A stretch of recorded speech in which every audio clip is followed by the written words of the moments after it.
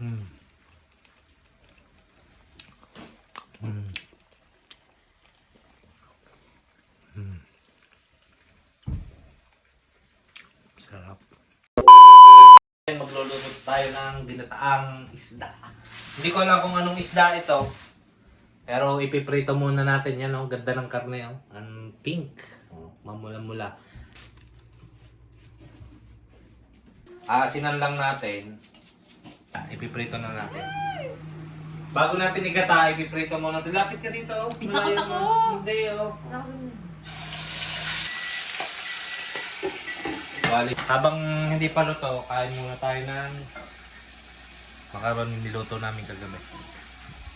Ayan na po ang prito. Susunod-sunodin natin ang konti lang. Ayan na yung pinirito natin na isda. Ang laki yun. Gamitan natin ng mantika. Bawang. Bawang at saka luya. Gisahin lang natin. At mali. Yung chili garlic na ginawa natin nakaraan. Tira sa siomay. Yan. Yan na. Ng luya pala.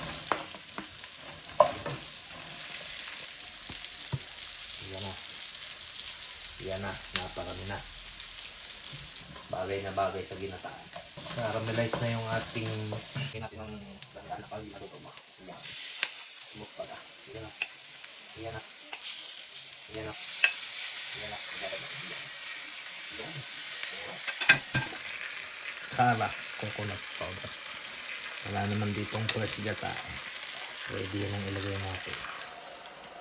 Okay na rin yan.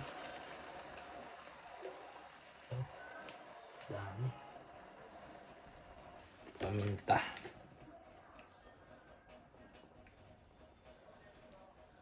Raw sugar.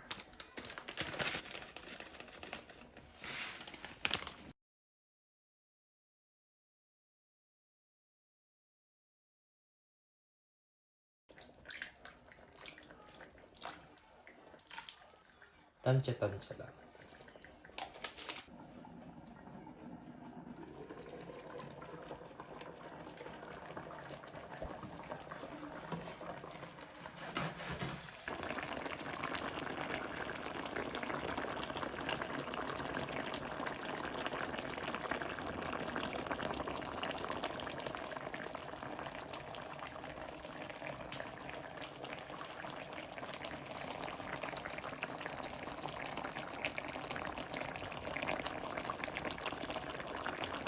Ginataan baka mo.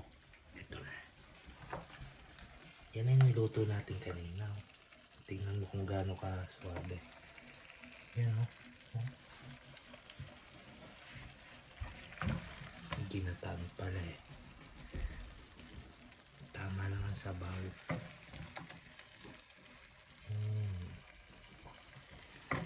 Halika. Tikman natin.